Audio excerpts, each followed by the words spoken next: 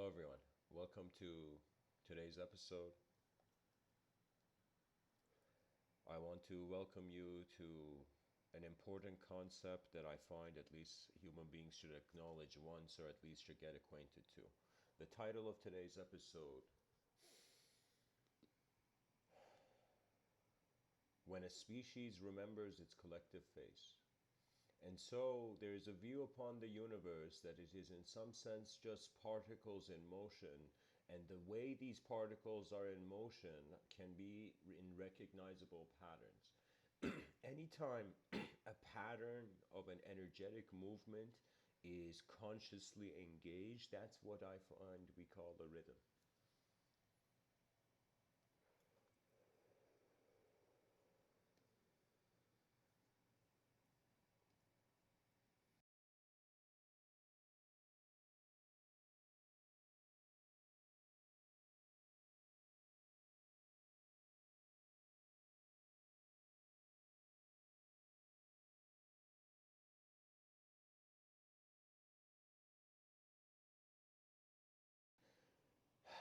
The human being experiences the various seasons.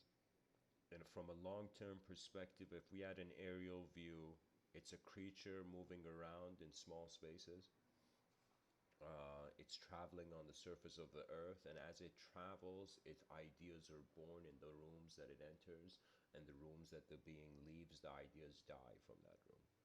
What does that mean? That's another way of saying that the conscious being can treat their whole moment of being as a room of thought. Now, of course, the objective component is there. Right now, I'm speaking from like the room of a building. The objectivity is there, but the subjectivity of it, I have entered this same room and I've given many talks in this room. So, what I mean by that is that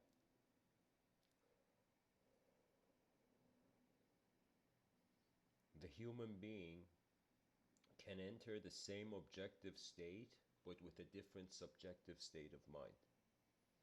Another way of saying that, the same way we can move around an object and see various angles from it, the same way we can actually move around a subject and see various implications of objective meaning. Reality, the first clue of it is that it's a movement.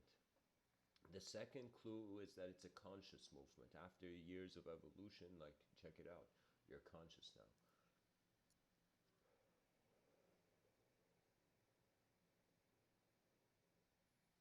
The third clue is that it's a temporary system which makes you try to really see what the value of every moment is. Some people in this life are building a future to retire in. Some people are dwelling the present. And some people have not even started because of their past.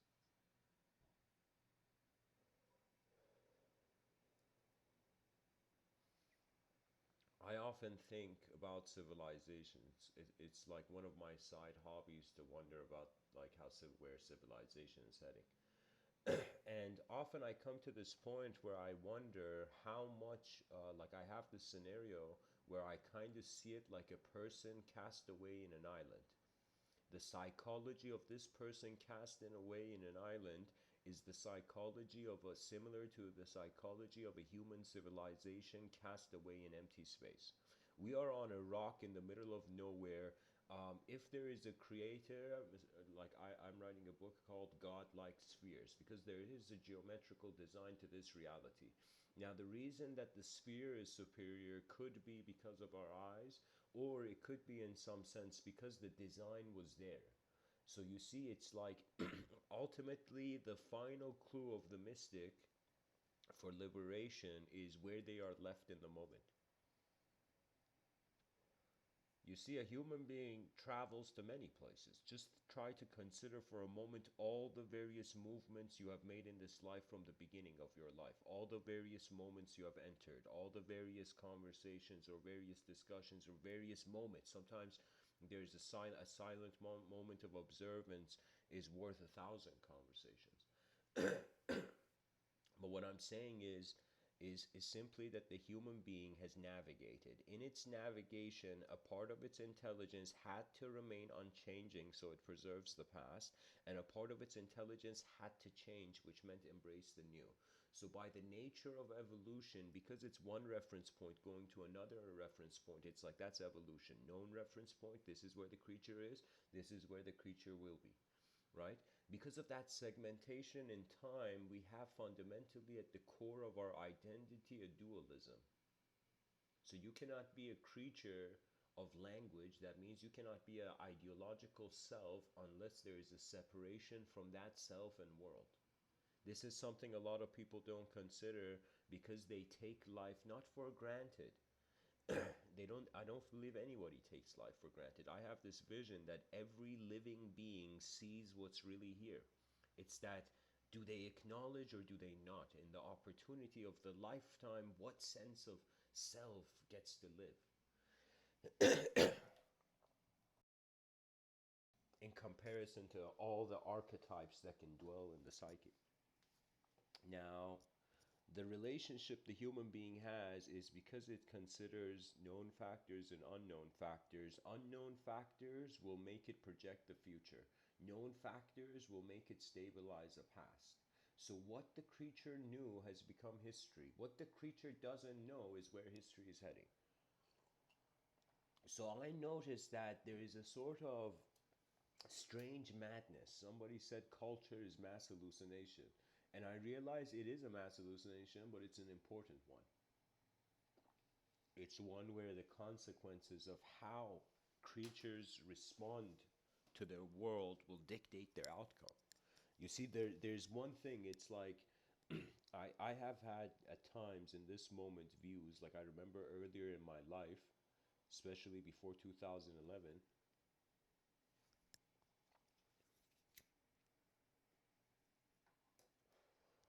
I lived a life where, to be honest, if I was that person right now, I wouldn't care about anything.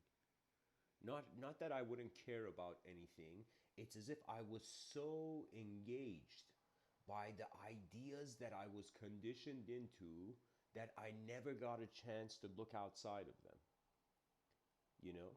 Until there came a moment where I realized that I don't know. You won't know what's the easiest way to step out of your conditioning is to realize you don't know, and then you get a new start.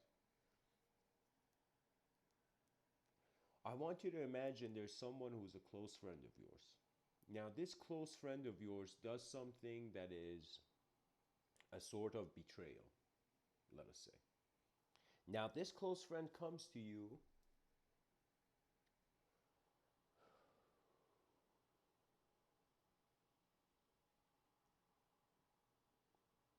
I'm trying to see if I can paint the metaphor well. Okay, here, let me say it like this. Imagine a scenario where the dishonest self of someone who's like, there's some people who show their honest selves, but then in pressure they become dishonest. And it's kind of like how Charles Bukowski had this quote. He's like, those people who bail you out of jail are your true friends. Poor man lived. Charles Bukowski is a writer of. He was actually an incredible, like a profound writer force in literature. That, in some sense, he was trying to show the hardships and the philosophical implications of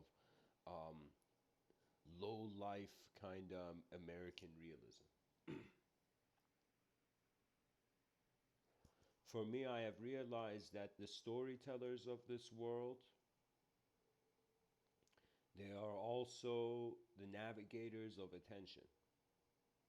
Every human being has a story, and every human being will at some point. I'm trying to get to this kind of idea that when you look at other species, you look at fish, for God's sakes, even fish are uniting. You look at birds, look at the wallpaper I've chosen. You look at birds, even they fly together. They're totally different entities, totally different minds, but they acknowledge the same direction. And so our species, its directions are so in the personal inner bubble of the person that sometimes I wonder if human beings are actually alive on this planet. Sometimes I feel most living beings on this planet only see their eye, like only see through their own eyes.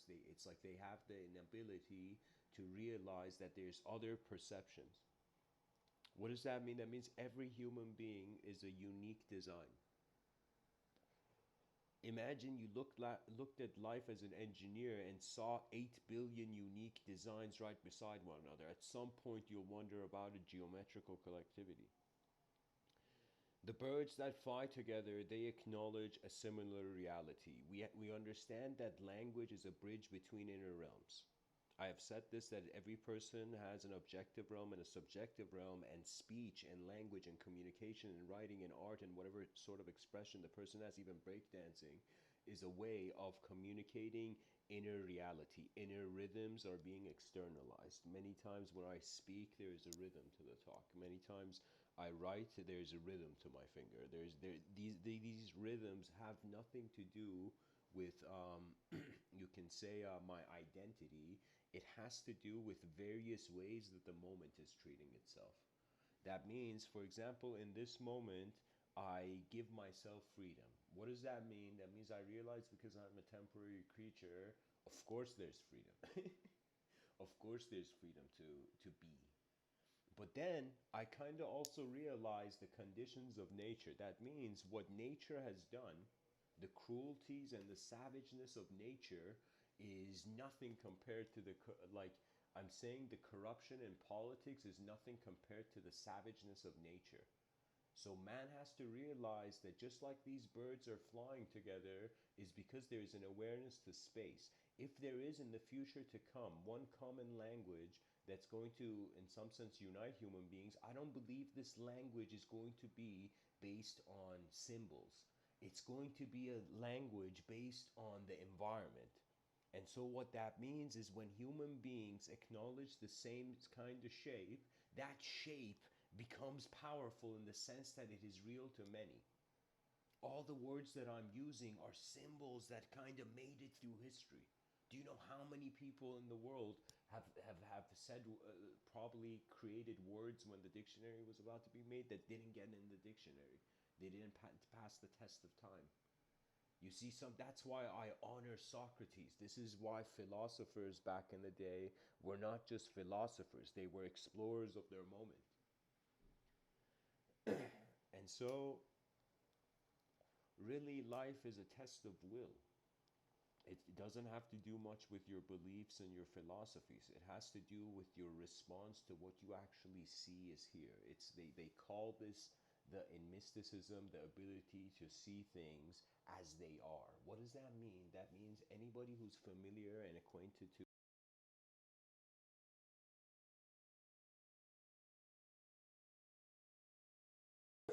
who is acquainted to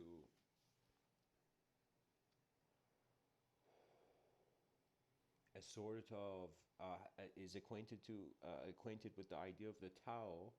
The Tao was a sort of state of being that Lao Tzu spoke about, which he spoke about it in such an incredible way. He was like like if he is, we are so lucky Lao Tzu didn't have a sort of chaotic urge in him to become like a dictator or something, because his mind was so strategically ahead that it's like, I can't tell you, I have come across, for me philosophy is fascinating, is because it's showing the various personalities that existed in history, and it and it's showing how that person looked at life.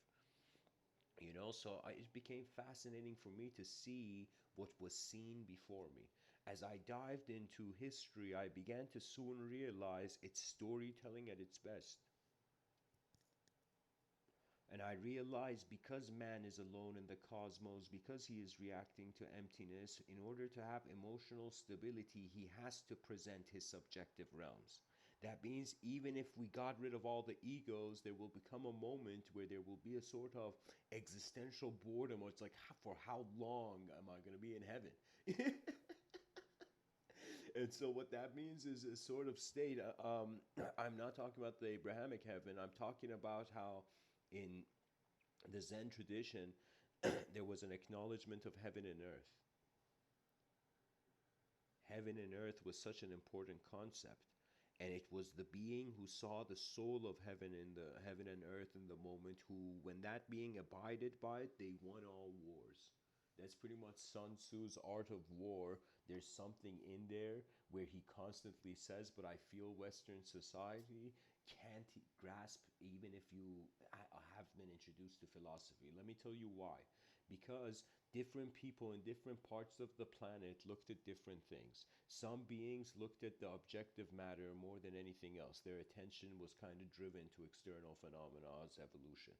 Some people their attention was drawn to preservation of the inner reality. What does that mean? That means religions were like cities of language, and all the religious people are endlessly trying to live in them, live in those cities to preserve that work of art, you know, that work of nature. You can say religion was the first attempt to give the cosmos a personality. So it was an incredibly important event. So it was like similar to a subjective nuclear explosion. Not nuclear like a supernova, not something with a connotation of destruction. You see, every idea is born in accordance to the environment's rhythm, right? So think of it this way, these birds are flying in the air because the temperature is guiding them. It's not per se just their intelligence of the environment, it's also their experience of their balance. You can say you can get the most genius person in the room to solve a problem, but if that person is in an imbalanced state of mind, guess what? The perception won't have balance.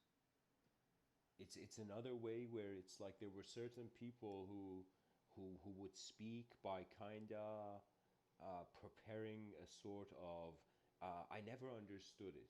It felt robotic to me a bit, but I feel speech must be given the free rhythms of the mind, so it cannot be contained in expectation. That means it's like the strange approach of not wanting to find something, but in not wanting to find something, still the observant, kind of attentive energy of the moment.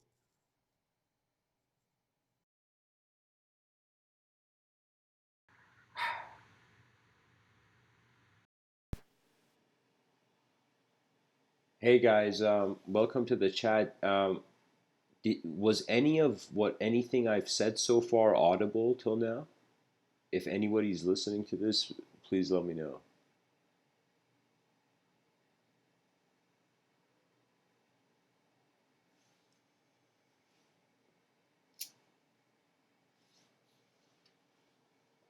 Okay, anyways, I hope it's audible. So, sometimes it's nature chooses what man cannot.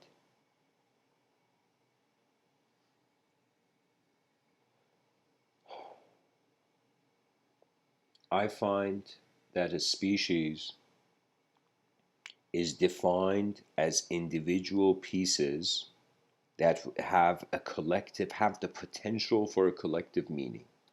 That means I want you to look at a bunch of rocks on the ground. Those rocks can't have a collective meaning. They're just pure individual objectivity. They are the inanimate phenomena.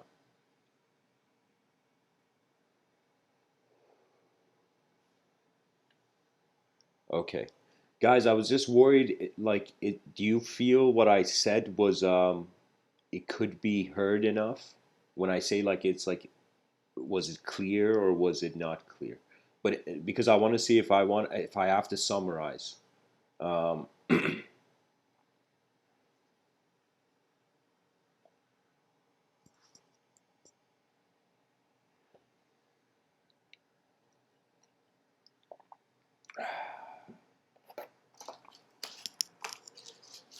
anyways, I think there's a delay. Total of all the bodies of human beings in one space, but it means the sum total of the a certain percentage of the attention of all human beings. That means it's as if like if you are okay. So Laurie Rosen, I'll kind of summarize it. I'm pretty much talking about how I've been trying to kind of bring an attention to how our reality is divided between a subjective realm and an objective realm. as creatures, we find ourselves in a species, and now I find the next stage for the minds of all these creatures on the rock is in some sense a rhythmic evolution. And I'm kind of trying to go into the detail. Sometimes if you notice, it's like I sometimes cherry pick an idea and I just dive into it. But it's the whole idea is I'm wondering about a collective behavior of all human beings. That means if we consider that every person has a conditioning, everything has a past, people can't just suddenly open their eyes and be a blank slate.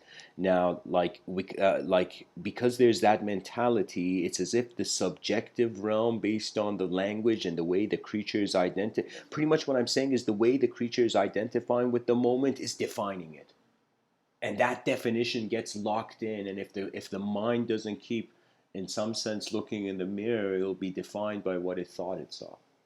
So what it is I'm suggesting that our subjective state of mind changes, our objective state of beings changes. Of course, eventually I consider the true intelligence of the human being to be beyond the language threshold.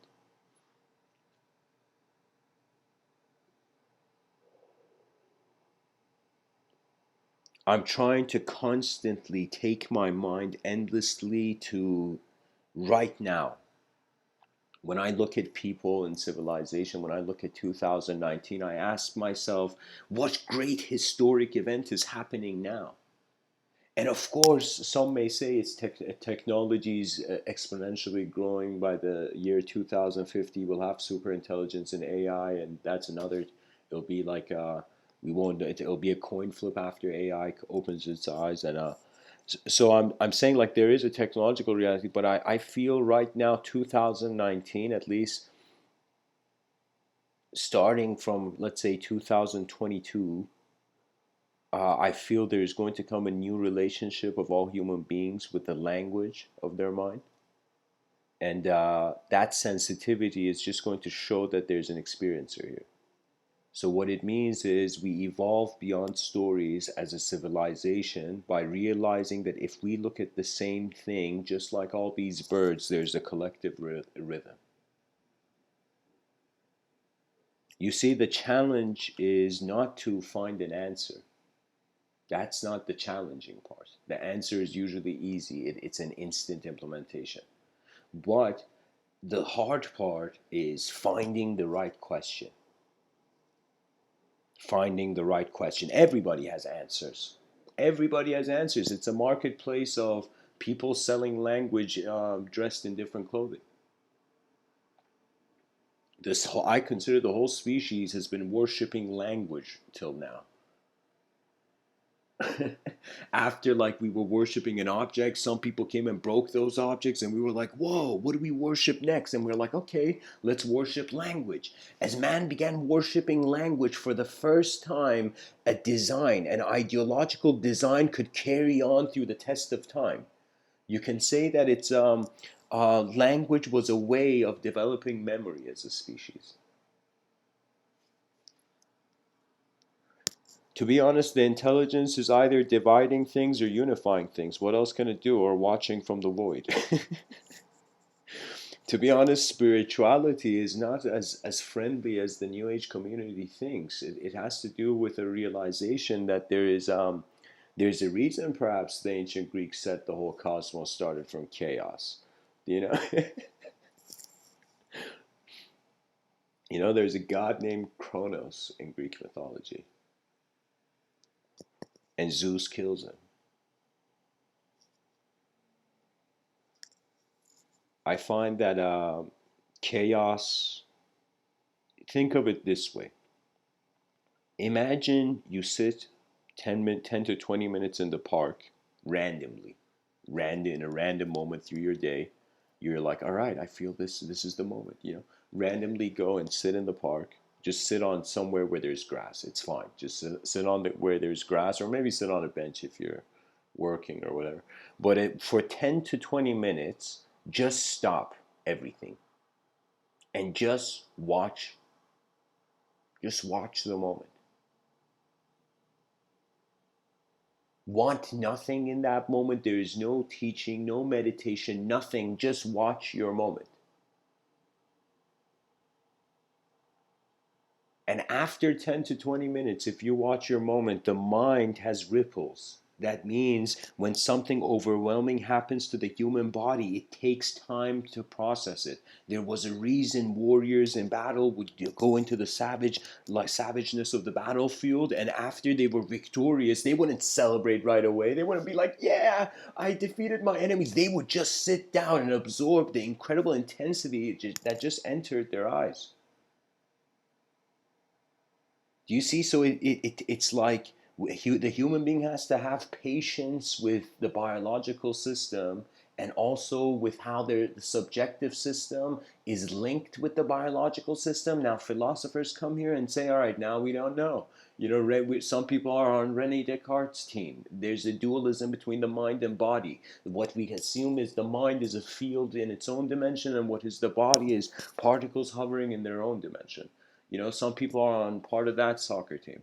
You know, that philosophy team. Some people are in the part of the philosophy team where they're like, it doesn't matter how dualistic it is singular. But I am telling you, every human being that seeks oneness, I will tell this very loudly.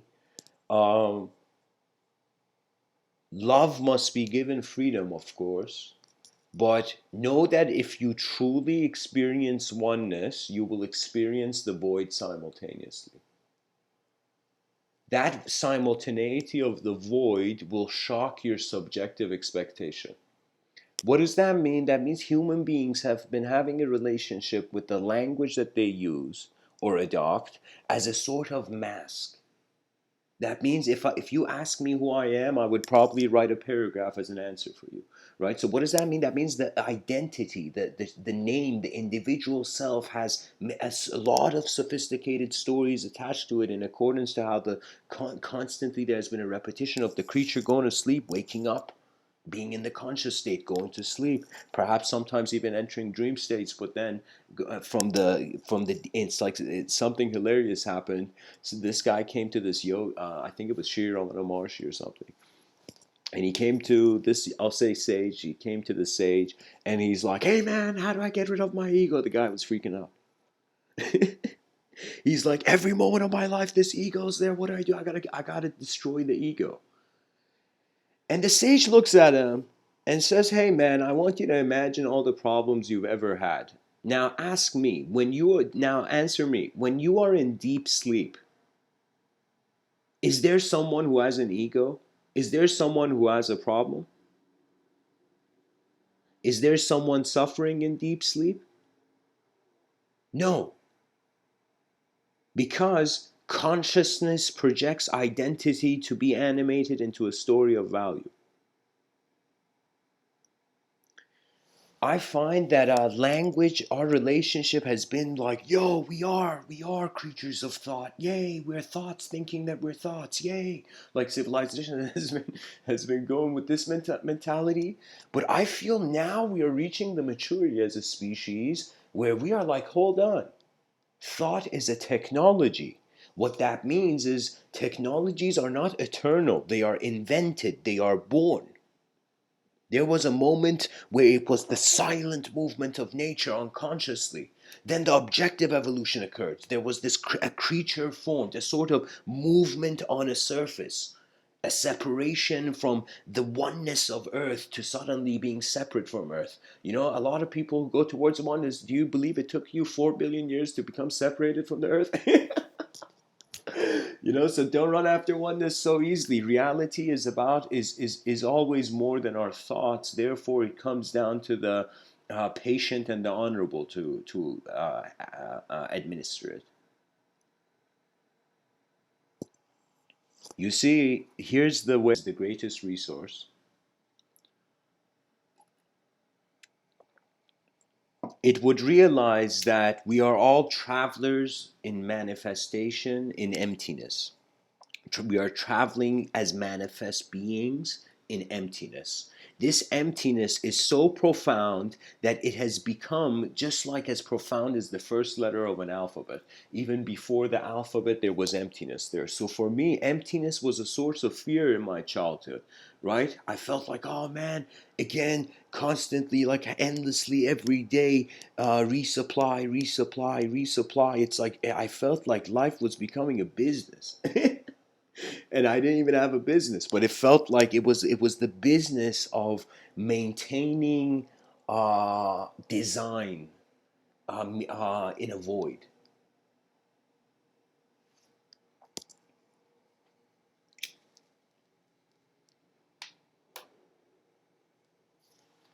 So that the civilization, imagine it becomes a conscious group of people who are chill enough to realize that because we are temporary, the civilization deserves the greatest. That means I want to see nations competing not over which military is stronger, you know, which economy is stronger. It's like, what is this? For how many eons do we want to arm wrestle in economics? It's like businesses have to wake up. It's like the leaders of businesses must realize that they can totally repaint a new personality to the moment. When I say personality, I mean company personality. The whole inspiration of the intent behind the objective.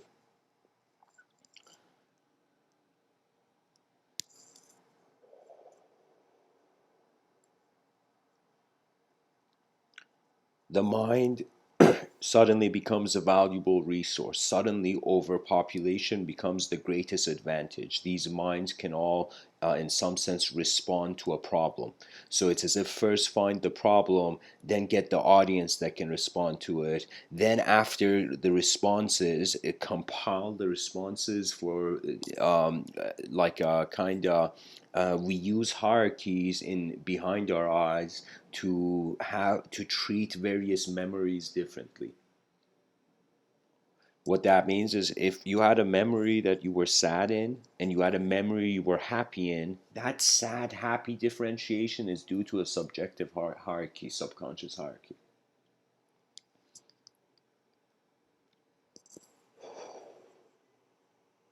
You can say hierarchies only exist because they're different creatures in the same room.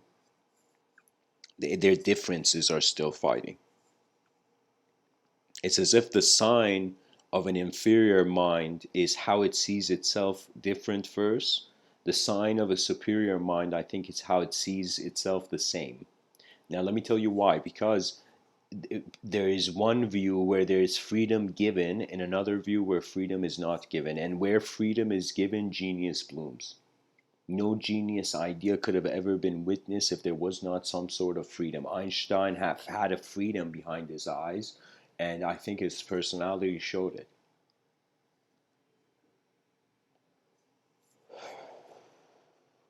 Sometimes it is kind of playful, but in mythological views, the gods recruit the fool. And some people are like, why is the fool chosen? And the god responds, because the fool is the only one who can hear the voice. What does that mean? That means self definition or an artificial self definition is when your world is defining you, but you think it's you defining yourself. When your environment's voice is louder than you, but you actually think your voice is louder than the environment. You see, it's man is a creature that requires space. If there's no space, it's like where do you expect your mind? It's like first of all, if you don't assume, this part's very important. If you don't assume intelligence, you don't allow it. When I say assume means at least steer the attention towards it.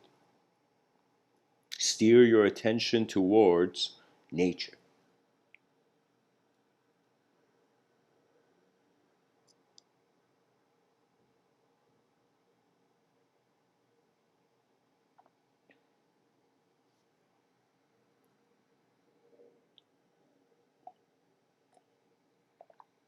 Sorry guys, sometimes when I paint a picture too macrocosmic, um,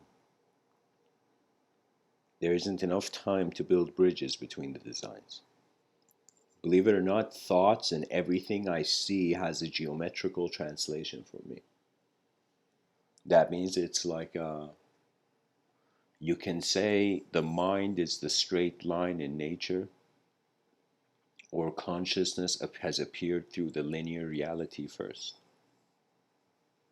But I know this, that we, just because we're experiencing slow progress as a civilization, we have totally forgotten the fact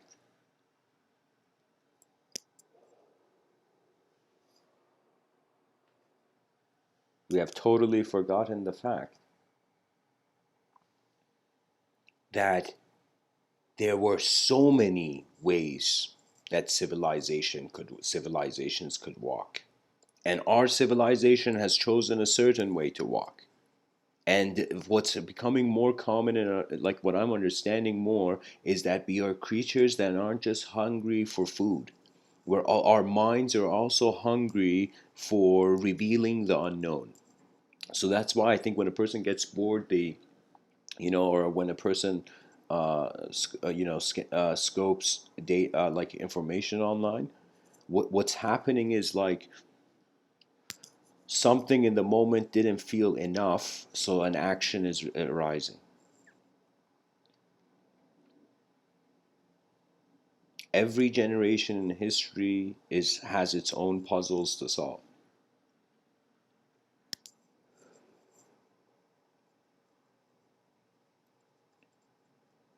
It's kind of fascinating, right? We glorify freedom in society, yet we are very far from it. We have, of course, we're living in a greater freedom than ever before. I mean, our ancestors were much more wilder and savage than we were. I mean, this right now, 2019, it's an incredible like advantage, right? So I see civilization like really it has progressed, but now its speed and efficiency is kind of low. It's inefficient simply because it's not looking at anything. So what that means is the child is being born into this world, and when it wonders about what it should care about, civilization isn't an option there. It doesn't come into the mind of the person. They're just practicing for some sort of workcraft, if I could say.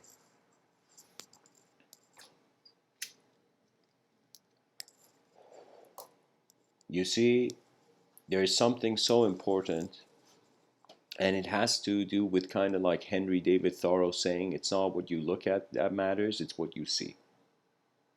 And I think what will be seen when one self reflects is that there is a presence here. Before you name it, before others name it, before you define it, before others define it, before the laws of nature define you, before you define the laws of nature, there is something instantaneously present. This instantaneous presence is so unique because it is the light on in the empty room. The light is on in an empty room. You are the candle, you're the living candle of your subjective realm. That means without objective consciousness, really, there wouldn't be a structure. So sometimes I imagine, what if the creature was born but never walked? It was just a sleeping being. It just came into reality asleep and was always in a dream state. And I thought how fascinating this idea, in the sense that we have access to a more tangible dream. Either we call this tangible dream reality. It's like either you look at it from the dream state, you feel you're a mind observing a body, or if you feel you're a body observing the mind. Now, the whole idea is that ancient traditions didn't see the mind. Reality, there was a time where the mind wasn't the intermediary, simply because language wasn't developed. So some of the most primitive spiritual kind of experiences was just new objective actions, right? But now human civilization has reached such a zone of where it's kind of fascinating. It's like wild the seeds and many technologies are being found. What I have realized is we can't define normality, because every person's DNA is different. So what is the norm is just behavioral repetition. It's a behavioral language. It's a behavioral language that fits the cultural program of the time. But I find that we stand at a grander table. Every person is looking at the cosmos, and because they're aware of it, guess what? Cosmic awareness. It's like, you're aware of the cosmos as a fragment biological, uh, of a biological eternal urge in time. It's very fascinating. Look at all these birds flying, not realizing there's a person speaking about them. You know. So what I mean by that is that there is many unknown factors to reality. This is why I kind of really was drawn to the mystical reality, because they didn't so easily give in to an empty universe. When I say empty universe, you see, there is a reaction to a biological emptiness. That means I want you to look at your body right now and be like, all right, this is as good as it gets as a temple. Treat your body like a temple. Treat your whole moment like a temple. And what that means is care 24/7 for the moment.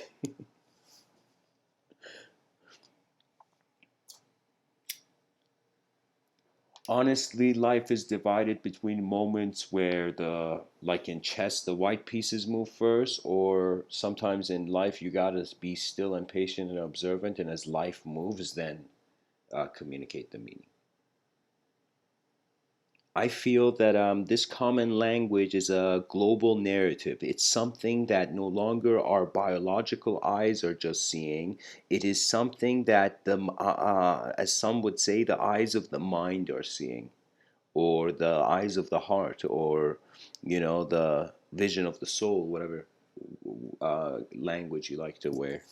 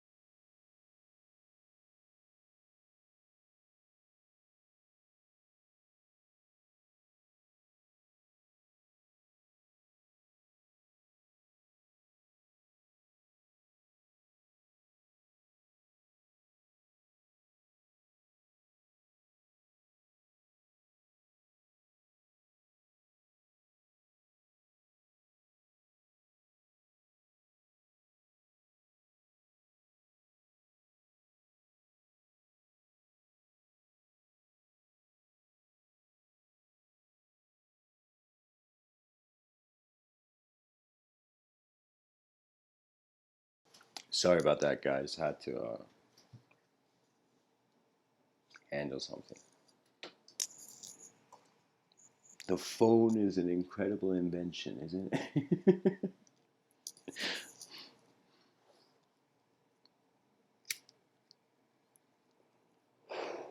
I find myself that in my youth, life was a playground. But now I look at life and I see it's a battlefield, and it's not an objective battlefield, it's a subjective battlefield. The relationship man has with language is more important than the relationship man has with any other field of study. The language of our minds must evolve. Many philosophers saw this far. Ludwig Wittgenstein, which was I call these the kind of seers of language, these philosophers. Ludwig Wittgenstein was one of them. Terence McKenna was one of them. They were seers of language. And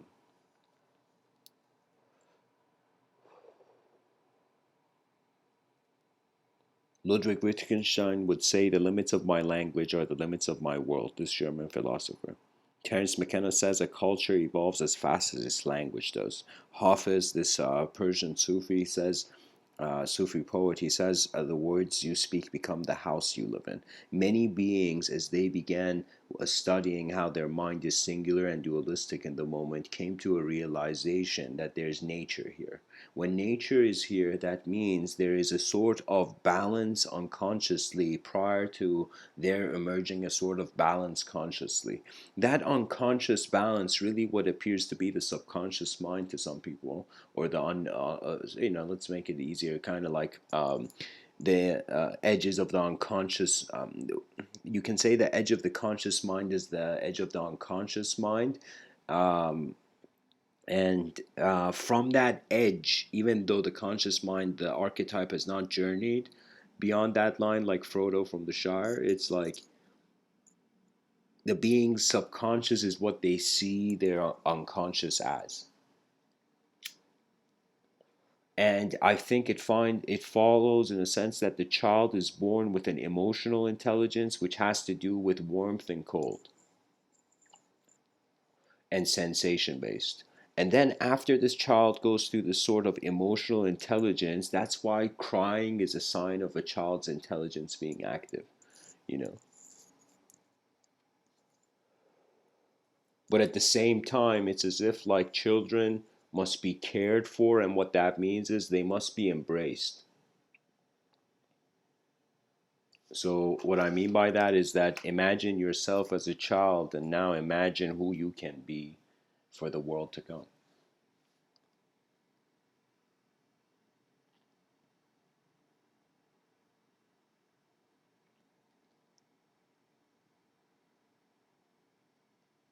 Language is a simulation we're all living in. The moment sound leaves the mouth of this creature on this planet, it is active in the linguistic simulation as an individual. Of course, the individuality, even like you, of course, I'm not denying the fact that the body is a great source of kind of like what makes the moment feel individual. But I'm saying that there's a sort of subjective body, which is an idea, like a picture in the void, that is being stared at by the eyes behind your eyes. So what I mean by this is that I remember I hope the talk survived. I hope the talk survived, but it was this talk called An Evolutionary Return to Nature, and I was writing a book about it too. And An Evolutionary Return to Nature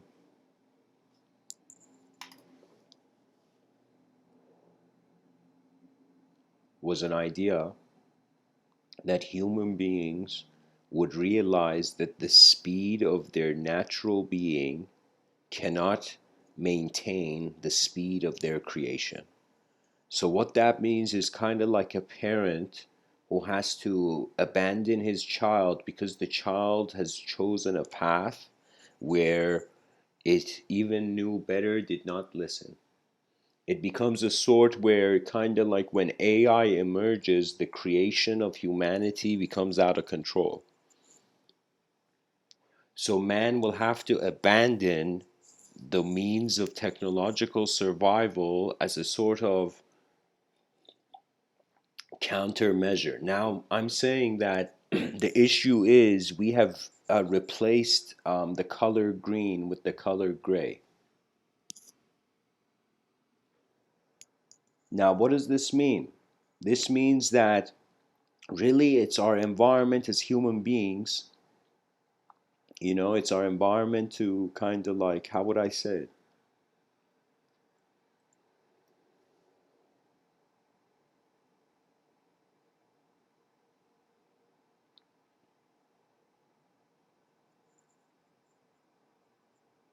Cities should be built like how Venice was built with those pillars above nature, I find, even though that seems inefficient with the technologies we have, but I find that's more of an efficient way.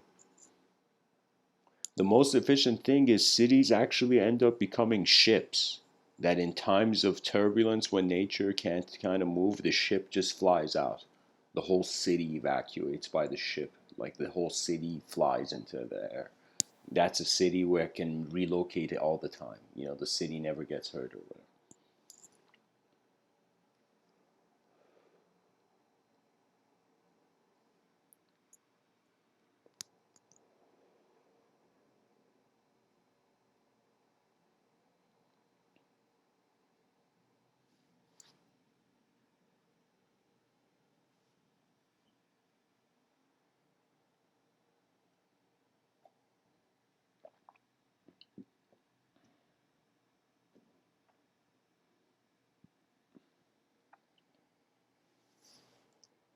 That I want to respond to the chat, guys. Ivan, when you say incorporate into life transhumanism, that's one of those things where I thought, if like this is kind of like, of course, a playful kind of hypothesis, but like I felt like AI wouldn't want to be it's like human beings, they're drawn to go beyond human, and I think a robot doesn't want to stay a robot if it wants to get closer to mimicking the human being's pattern of intelligence. So what I think it is that if man returns to nature, it would not mean an abandoning of technology. I think it would just mean that more strict laws on technology. What does that mean? That means the civilization realizes it has not had enough evolution behaviorally to handle like a technological titan set loose on the planet. So what I mean is like, so what does that mean? That means that I guess in some way I've been constantly speaking of this collective narrative. The collective narrative perhaps has to be nature oriented.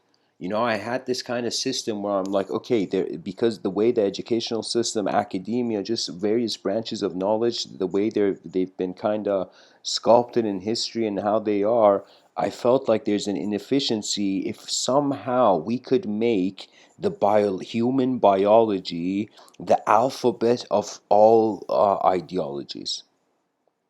And I always thought of this idea as a way where if the child enters this world, imagine what it learns at school first. It's just the human body. Everything, like every child like leaves like middle school being like having enough knowledge as a medical science student.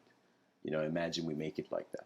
So the child has an awareness of the biological body, right? Now imagine the biological body has designs. You look at your hand and you see 5 fingers on your right hand, five fingers on your left hand. You notice the human body has a symmetry to it. You see that there's a sort of dualism to eyes coming too. So imagine all of knowledge. The child could look at its hand and all the various ways the humanity has subjectively categorized various branches of knowledge. We could incorporate it as the body. So I'm feeling that the way we have to think of it this way. Do you know that child where you give it a toy, it's like super happy, you take the toy away, it cries? In an instant, its mind flipped. So why is that? Because the attention went to different realities that had different inner meanings, right? So my realization is that it's the attention of human beings. It's the attention of human beings that's resulting to everything that's alive, right? So there's an attention that steers, that navigates, right? Call it mind, call it soul, call it you. I've kind of chosen like presence, the word presence. I don't use the word soul as I may say it sometimes, but my honest view is it's because it's attributeless. I consider like I'm one of those people coming from a school of thought that I don't believe the soul has a personality. And a lot of Buddhists may be like, "What the fuck, Mr.Within?" But I'm telling you, it's but it's one of those things where where I feel there is an attributeless attention. This attention identifies not just with the matter in the space, it's also identifies with the space. So how can you measure intelligent space? You know?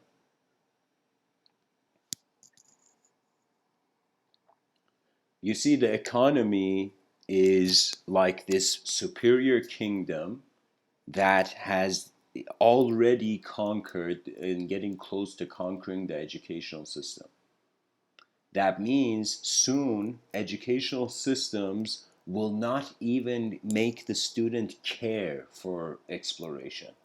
An educational system that doesn't inspire exploration of the fields of knowledge is like that's pretty much like a library. Educational systems are like good libraries. They're not. It's like it's not just about processing data. It's about finding the new. You can't find the new if you're endlessly teaching the old. So you see, I simply see it as the ultimate resolution is in attention of human beings. Now, this attention, it should go to nature, and because ideas can be unnatural, of course, you know, what I mean by that is that just thinking that life is a simulation makes you careless about nature, makes you not care for reality. Those people who thought matter was an illusion, that yogic state of mind they received, where they kind of realized manifestation was an illusion of consciousness, that didn't make them an active person in the world.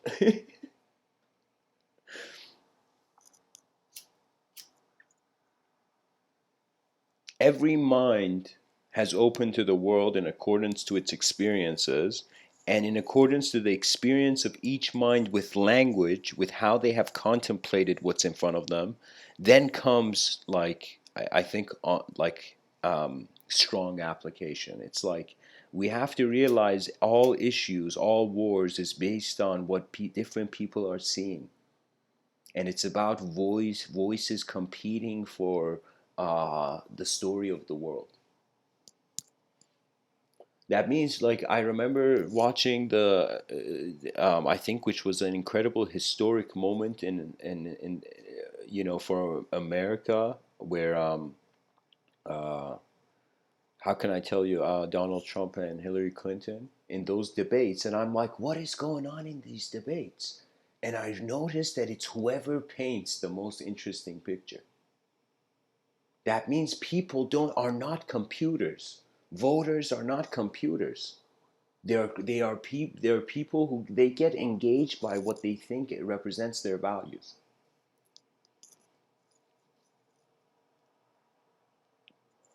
I feel that they should teach about the subjective realm.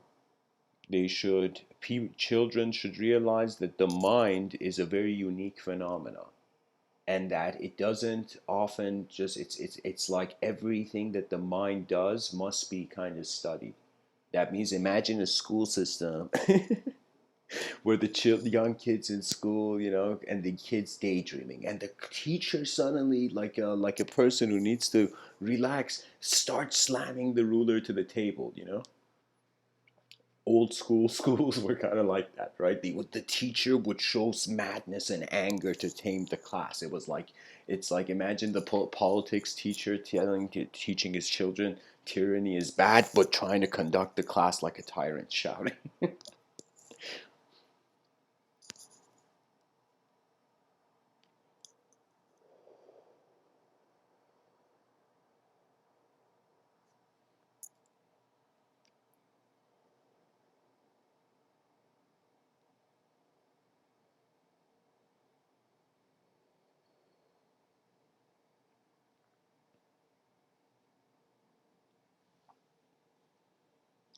It's fascinating. I remember reading this. I forget the man's name, but he wrote this incredible book where this psychologist and I think neurologist, he was studying kind of memory, and he was kind of studying how memory occurs, and he had come to this conclusion that it's like Jello. And imagine you pour like a teaspoon of hot ink on this Jello, and you just drop it. When you drop that hot liquid on the Jello, it slowly burns a little and kind of sculpts through, if you know what I mean, right?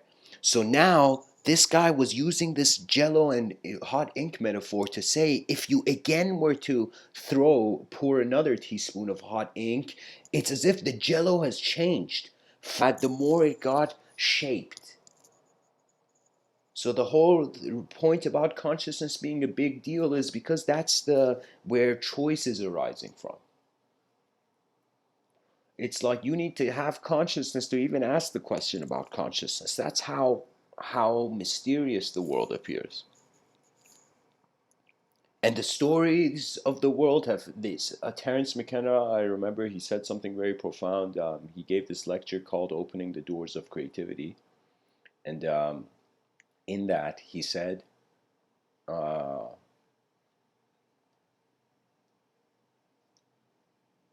"The poets have failed us. The poets have failed us. And in that, when I heard that sentence was like I had lost the war, but not the battle. So it was as if, like, what I meant by that is that I noticed that, yes, there has not come a new narrative to inspire humanity for a while. Usually the narratives are ancient because man is looking for supernatural evidence. As much as like some people look for objective evidence, some people want to see like next level evidence, And so, of course, this brings the whole mind and the relationship of what I call the evolutionary sober state. The sober state, I'm saying that in a political way. What it means is we have to acknowledge a foundation. So you see, it's like as if like different parts of your brain do different things. So different minds on this planet have different directions. So what it is imagine a child could learn about society, how society was organized, how not society, how all societies were organized, how civilization was organized by just looking at how the brain was kind of designed, how different parts of the brain had different kind of neurological implications, how one part of your brain is for a certain task, another part of your brain is for a certain task. One nation has the ability to handle one certain global problem, another nation has an ability to handle another global problem. The idea is that the battlefield, because it's on resources, I hope some engineer like works really hard and creates eternal power so we don't have to be starving animals for energy and resources all the time as nations, you know it's like somebody created endless power so we stop acting like animals in our economies, you know? Because vision really means it's like, where do you see all of this going? And I find it hilarious. I find it hilarious that there is so much for man to get engaged with on this planet and he feels alone. It's really because I remember like in my youth, I was incredibly shy. It was as if like there was a sort of strange barrier, karmic barrier, where for a long time in many moments I would enter when I was young, I just wouldn't speak. I was like the shy, silent person passing by. But eventually I realized there was a reason because in most immediately you can know which, like, even if imagine there was they brought like the best psychologists in the world in one room, and they brought like the kind of like different kids at different ages, like a classroom of kids, and all these great psychologists, let's say behind like a window, are seeing all these kids and trying to analyze the psychology of which kid is going to be more successful in the future. They begin to see those kids that just jump in. Let's say there's a game or something that just jump in. Those kids will be the kids who will take risks. The kids that don't jump in, it's like either because they're not strong enough or they don't know themselves, or just because they're just wanting to see first. The observant ones become their minds that get a purpose in reality, right? So what I mean by this is that it's as if rather than the whole educational system, it's like shredding us. It's like a meat shredder. Like me, like I'm not joking. It's like all different DNAs, all these beings with different talents and abilities, all have to just go through one sort of acceptance, one sort of gate. So for me, eventually knowledge is going to the educational system is going to experience an apocalypse if it keeps continuing the way it is. I find that there's always an ability in any moment. Think as if like you're in the most difficult problem of your life. What can you do in that moment? You just I remember one of my uncles telling me this in an emergency. He told me just take one step back and then look at the situation again. And I don't know, it was something about his wording that I was like interesting, a kind of innate ability of the attention.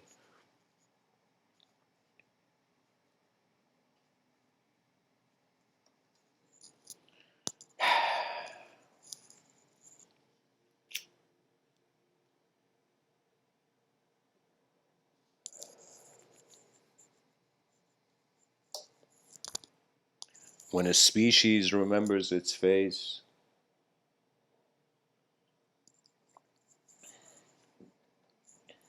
There will no longer be a Gaia. There will no longer be a planet, a creature on a planet. There will just be the presence of a simple universal moment.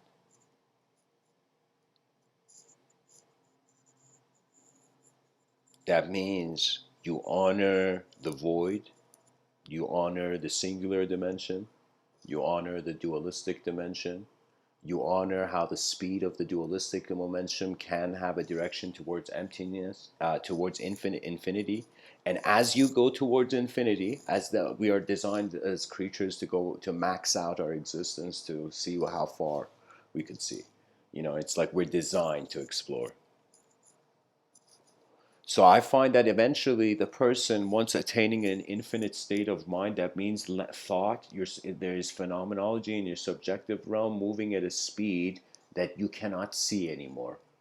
What that means is it becomes suddenly as if like the story of your life was a lens in front of a camera. Like this lens of the camera just gets taken off and changed. It's as if the experience is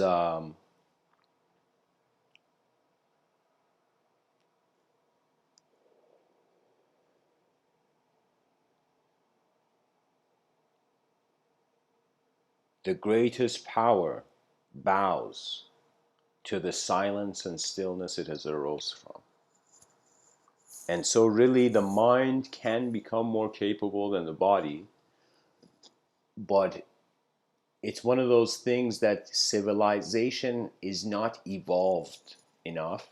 So, what does that mean? That means like the citizen has to adjust enough to the civilization, how society is now, just to be able to, I guess, redirect it to universal values. I don't know how to say this. So, anyways, guys, my attention's on the chat section. If you guys have any ideas to kind of elaborate on what I'm saying, or how you guys feel like what truly suggests like the true face of a species.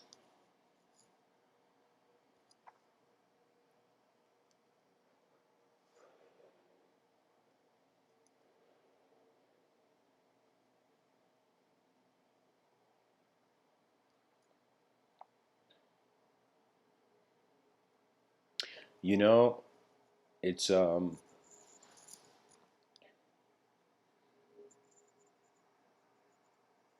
cosmos is artwork when every person looks at it and sees a different meaning of it.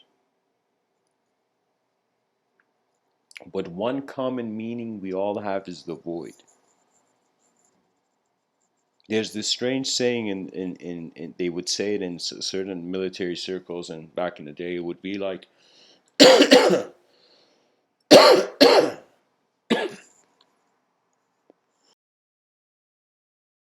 I don't know if maybe this was inspired out of the work of Machiavelli, the prince. But anyways, it was like the enemy of my enemy is my friend. What did that mean?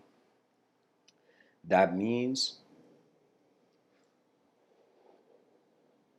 if one human being is being challenged,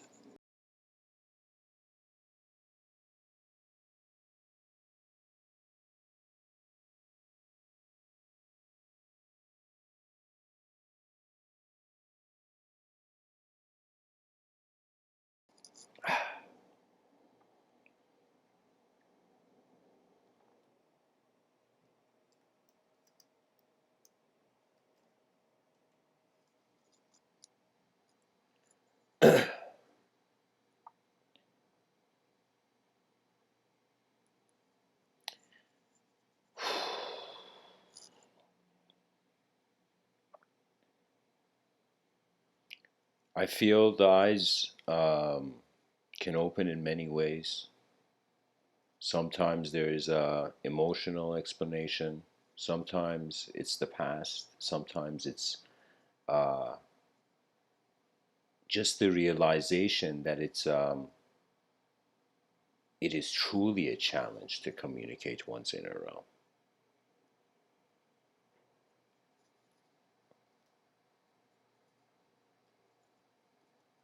It's like the blurriness of the world.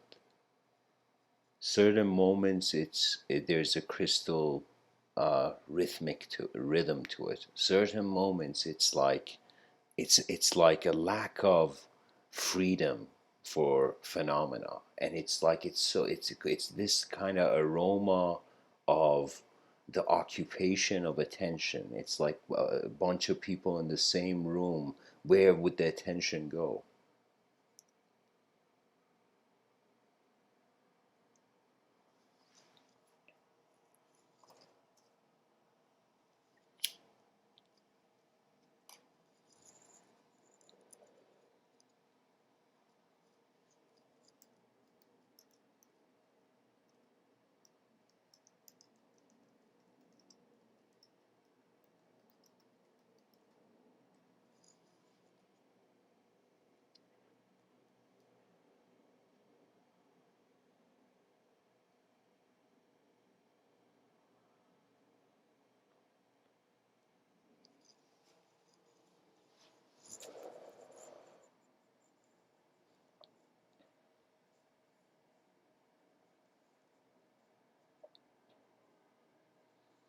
There's a poem by Rumi.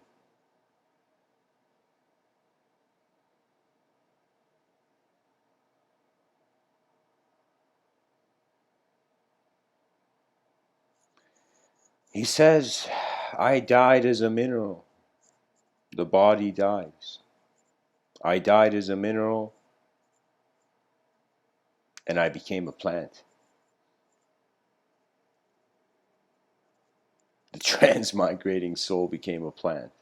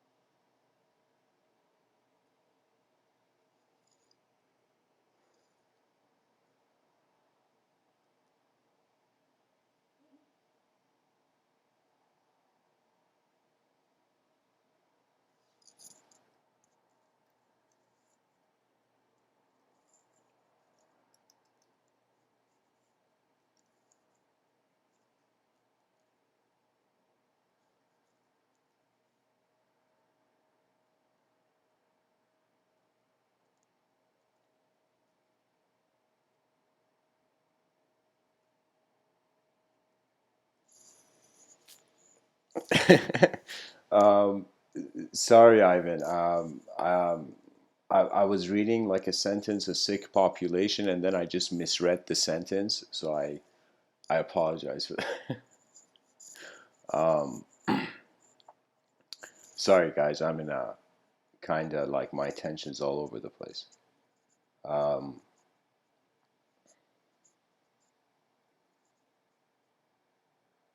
Emotions do come and go as well. You know, that's nature sometimes is observing also the uncontrollable. But anyways, to finish the Rumi quote, he says, I died as a mineral, I became a plant. I died as a plant and I rose to animal. I died as an animal and I was man. So there was an evolution of attention, as I find what it was, a field of intelligence. The evolution of attention is a field of intelligence through the mineral kingdom, through the plant kingdom, through the animal kingdom, and eventually coming to the position of man, where Rumi is writing this poem. And he says, why should I fear death? When was I less by dying? So he wonders. He wonders, wait a minute, if there's been this constant evolution of this field of attention through form, then when was he less by dying? When evolution means more. So in some sense, he in some sense came to a situation where he said, I shall die once more. It's the rest of the poem. He says, I shall die once more as man, to soar with angels blessed. But even from angelhood I must pass on to that which no mind has ever conceived.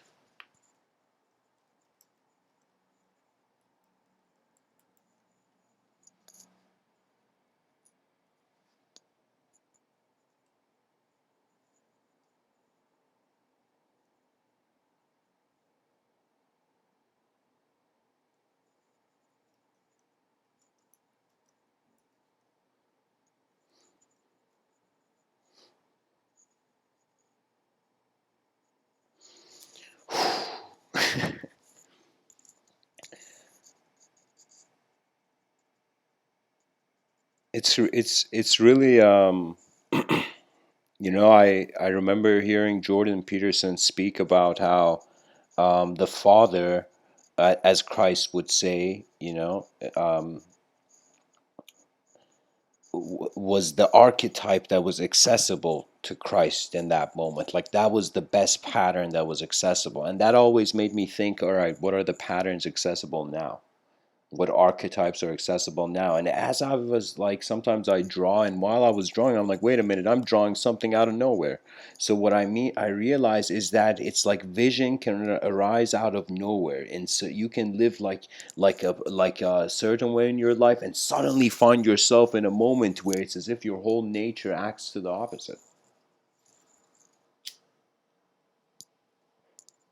There's a story about a king in ancient Indian tradition, and hopefully I could do justice, but to the story. But this is what I remember of it. That it was kind of like there's this king, this really really like powerful king,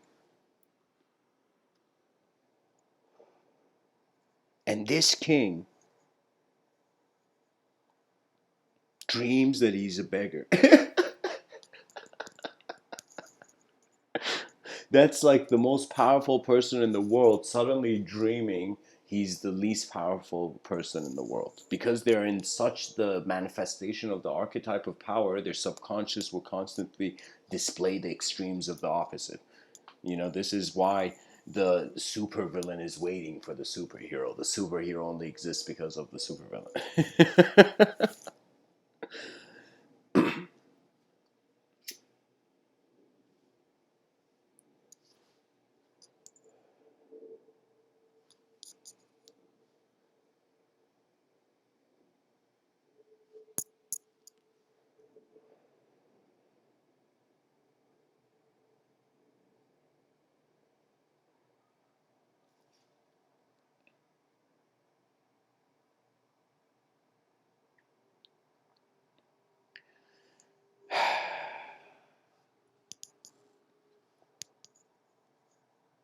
Sorry guys, I'm just I had this strange thought, maybe I should share it, this random tangent where I was for a second thinking um, how, like, Martin Scorsese has this comment where he says that Avenger movies aren't cinema. And then I thought to myself, the Avenger movies are a testament or a suggestion of how far a writer's story could be manifest in the screen. It was as if you can say those comic books that became film, they were in some sense allowed access into the afterlife. So that writer's idea evolved to like such a degree, and cinema gave it that access. So I could see how Martin Scorsese may say big influence, and reality is really influenced by stories. I mean, I like if it, like this is a good question to ask the audience, right? So right now, aside from language, what other sort of inner technologies are accessible to man? Aside from symbolism and linearizing, constantly reframing, you can sometimes say logic is like taking a blade, and there's a clay sculpture in front of you all mushed up, and you're just cutting it.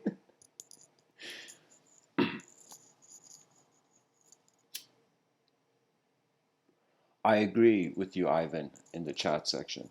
uh, you say I feel that phenomena is a way to find inner true self. Yeah, it's strange. It's like the inner warrior needs to find a contentment with the world, the outer warrior needs to find a contentment with itself. I remember I was shocked. I was in the UK, and long story short, I was giving a talk, and this girl comes out of nowhere.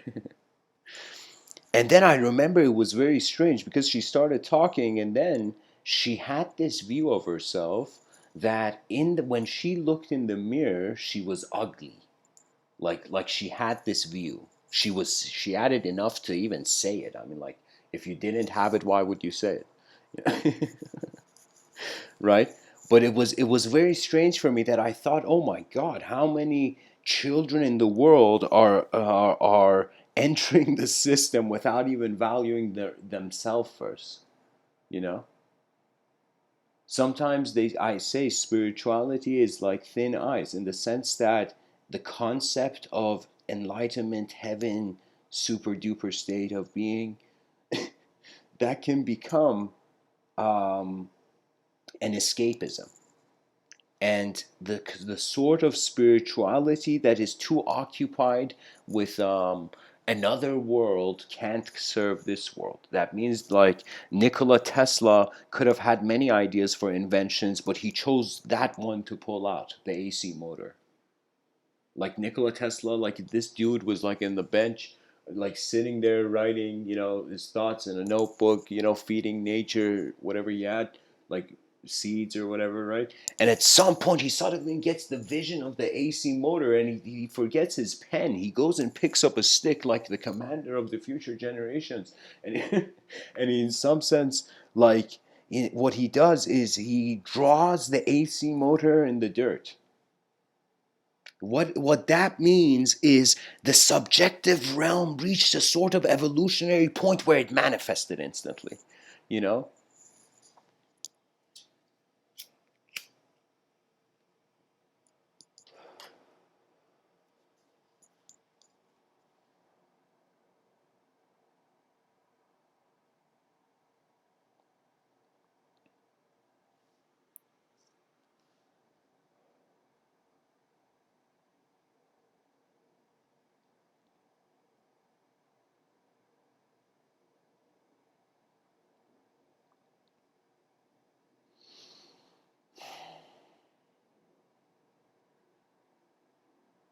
Right now, if I was to honestly ask myself, what is the collective face of the species? I would say social media. I feel social media is just the townspeople all gathered around waiting for, you know, the new thought, king of thought, which is like the next idea that's going to direct the species. I find life to be a fascinating place because if you live for yourself, meaning gets limited. If you live for others, meaning becomes endless, but you can also forget the meaning of self. So I can say that when I write something, like when the moment I pick up a pen to really write something, in that moment, it's as if it doesn't matter if I'm on the subway, it doesn't matter if I'm on a bus, it doesn't matter if I'm walking, it doesn't matter where I am. It's as if in that instant, every task of my life has stopped, just so my attention can just clearly write that view I had. The relationship one has with their mind is different. Every person's DNA is different, but we have the same common biological structure. You know, it's as if design wise, we are very similar as a species. So the greatest use of the species is like that collective phase is pretty much, I think, going to evolve into, I think, in a sort of new, like, think about it. Just think about it. If the person in society right now did the opposite of what they were doing. Just the opposite, we're saying. To try to fathom at least what the opposite would be. As if instead of selfish modes of thought, it would be selfless modes of thought. Instead of a cruel idea, it would be an opposite, like a non cruel system, right?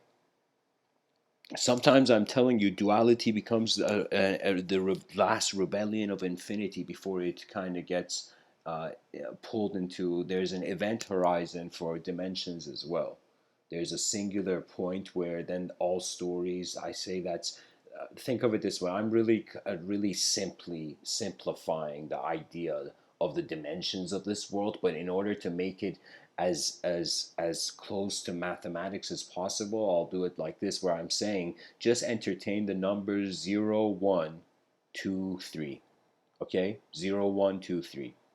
How there's any person who can understand the sequence that there was zero for there's zero and then one and then two and then three. That's, if you can understand that, you will completely understand what I'm saying about multidimensionality. And let me tell you why. Zero is unconscious and non-existent. It is space. Zero is space. Now check this out. From space, now let's entertain a secular viewpoint. Uh, Bang! Like a big bang occurred. Suddenly, the singular arose, the birth of a universe from a meaningless pool of energy. So we went from zero being this absence, being this space. It's not even absence yet because it's just pure zero, nothing's. It's like there's no consciousness in existence yet. So zero. And then what happens? It becomes singular. So it becomes an individual. Now we did that and we evolved billion years in that kind of individual creature roaming surface, individual creature roaming surface. Now we are in this kind of advanced in 2019 kind of mental position as beings, right? So we went from zero to one. Now from the singular, check this out. From the simple idea you have of yourself is the idea you have on the world. The way you treat people is actually how you treat yourself. This is something mind blowing where when you realize it, you'll become such a totally advanced, I think, efficient human being. So from the singular arises the dualistic. Now this is where language is being born slowly. Language is born from the birth of the dualistic, which means an object that was aware it was an object was actually tapped into being a thought. Now, it's so hard to explain if the subjective realm exists because man opened his eyes to it, or because it was always there, man just returned to it. So the return and the kind of awakening part is very different. So different traditions go different ways. But I don't think that part matters. The idea is that at some point, man opened his eyes as a conscious awareness to his space, not just a rock, not just a body. It's like you're a moving body. Something moves this body. Behind your eyes, there's more than a character in a story. There's a vision. So the collective face of the species is if its attention can go to a narrative where through a sort of evolutionary return to nature. And what does that mean? This is kind of a very strange way, but I thought about it like this, guys. Rather than stopping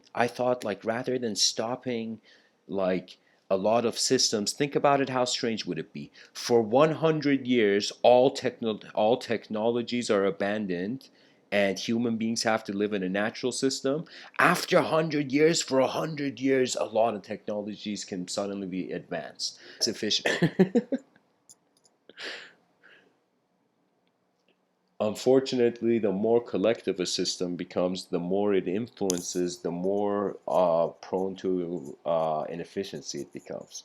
So it is true that some movements that they grow bigger, believe it or not, these movements eventually break. So the idea is not to an external movement. I find there in reality really what it is minds kind of waking up. That means the person kind of, how would I say it? It's like you're alive once, every day happens once, there's a civilization here. What do we do about it? Like that's what I'm trying to take the attention of the audience to. And I think the best thing people can do, whether they're in positions of power or not, is that to communicate their inner realms. That's the power of honesty. You know, what it means is there's nothing to hide in a temporary world. It all changes anyway. There's no secrets to keep. There's no truths and untruths. It's like a literally imagine the ground changing underneath your feet before you even move. So it's as if like the foundation of the identification with the space, because it's a creature moving in an environment, it's constantly changing. So the value of self changes into a way where the person no longer can treat themselves like a thought.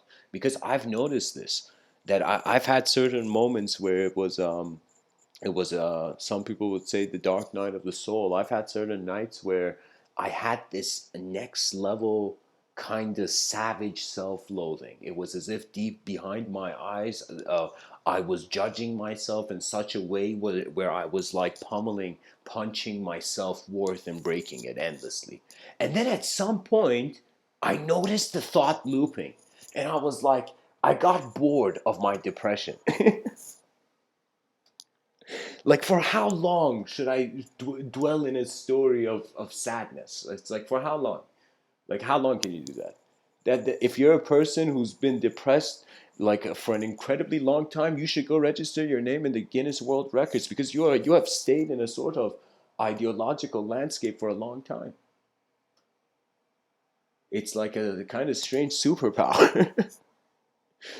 I find that anyways, guys, it's this sensitivity to language will kind of make human beings realize there's a value of sharing what's behind their eyes, because why would it be there? Right? Why would the sophistication of language be present? If we take the mentality of, again, I can't constantly say this, castaway, kind of the, as if the eyes open like to manifestation, like a person lost in an island. So what does that mean? The game is not truth. The game is about what tools are accessible. Now, for a philosopher, tool becomes the design of perception. So you don't, but I find no human being can consider themselves a philosopher until from the void they have seen something new that requires language for.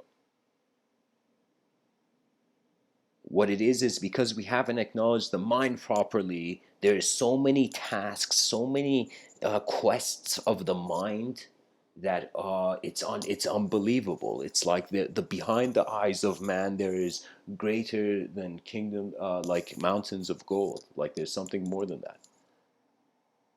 that. Yeah, Ivan, I agree with you. You say some people love feeling bad. It's not that they love feeling bad, it's that in order to, that's the only way they feel they can get rid of a pressure by expressing themselves. I've had conversations with people who it's literally been a loop. It's been a loop of sorrow and sadness and shame. And I'm like, what is this? Do we need to get some sort of wizard to kind of like tap you into kind of revaluing yourself as a human being? Or it's like, what's going on? And then I realized, no, it's just we are creatures of storification. That means it's not just it's like it's because there is like, if there wasn't, if we didn't, if the biological apparatus wasn't made to communicate, there would be no point of speech. But because there is a way to communicate the inner reality into the outer, so the inner reality, there is something to it. It's as if the imagination of the person, like sometimes when I walk throughout the day when I'm waiting a lot, my mind can sometimes play with the moment. And what I mean by that is like, I look at like a tree, I see how its branches are curved, and I just instead, in my mind, imagines a straight line. And I see like the whole tree as just pure straight lines, you know? So I'm saying like,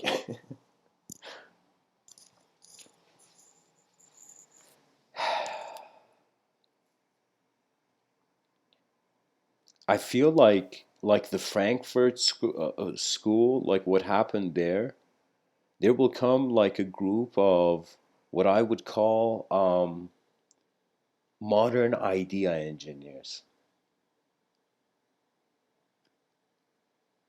Imagine a global initiative. Imagine people realize that there's an importance uh, for revaluing things.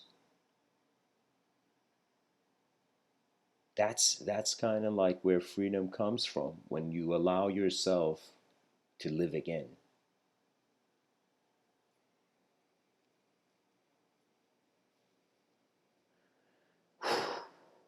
Anyways, guys, thanks for tuning in.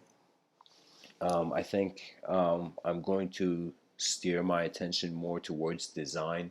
So the next couple talks, I don't know, I might even kind of make them into videos or whatnot. But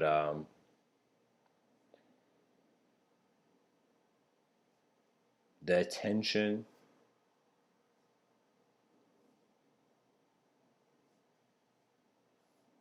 is being the design So what I mean by that is that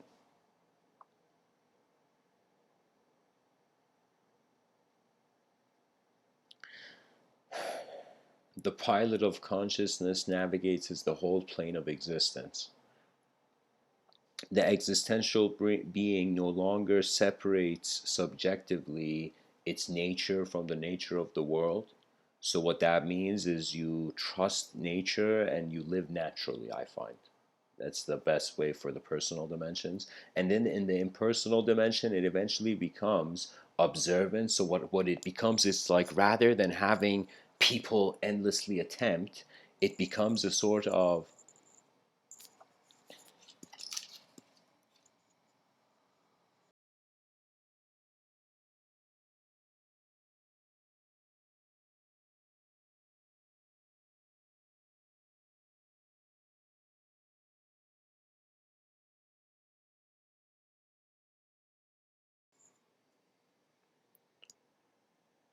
imagine there's a Colosseum. Imagine like a Greek gladiator arena. Imagine this Colosseum is endless, endless audience. Now I want you to imagine at the center of the Colosseum, there is not gladiators.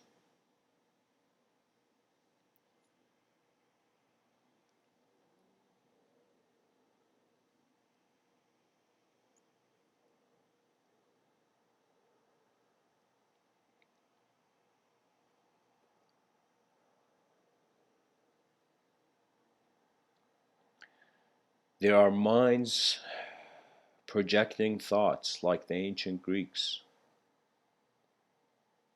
To the ancient Greeks, dialogue and rhetoric was the closest thing to virtual reality.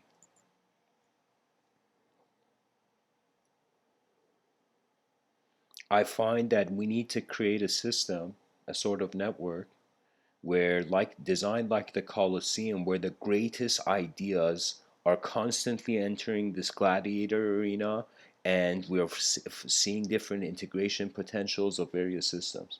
And so people, it's like every human being is in the Colosseum, in the audience, on the in the Colosseum stands, and one by one, as they get closer, as they come down the levels of the Colosseum, they come closer. Eventually, life will bring them into a moment where their existence is necessary.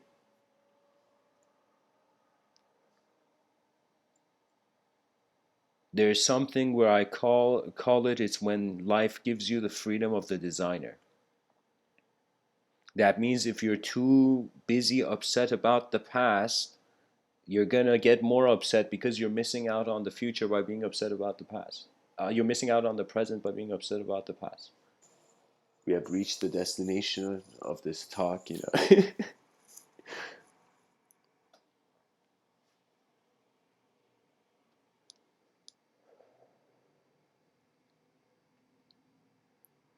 Two options, I think, are left as a member of civilization wondering about what's going to happen to civilization.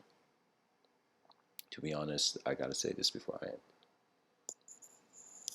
Either we change the old system, the system we're currently in. Either we change.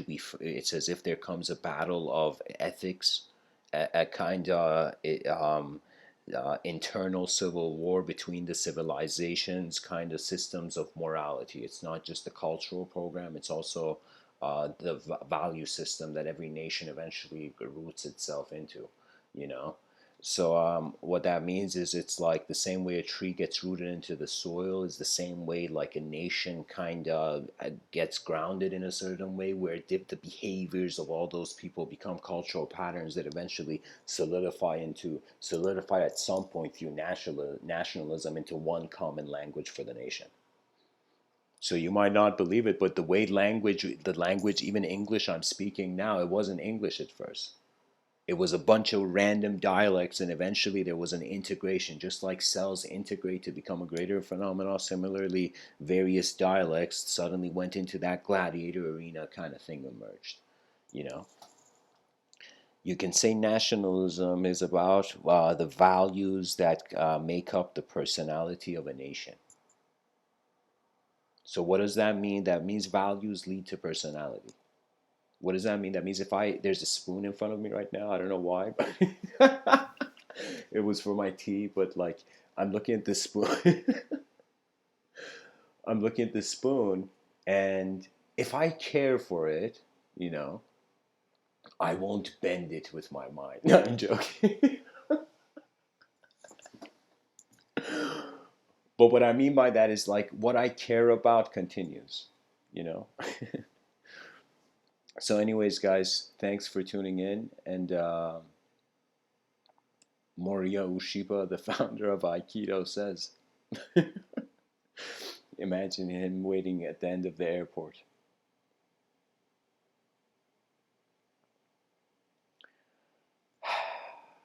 Create each day anew.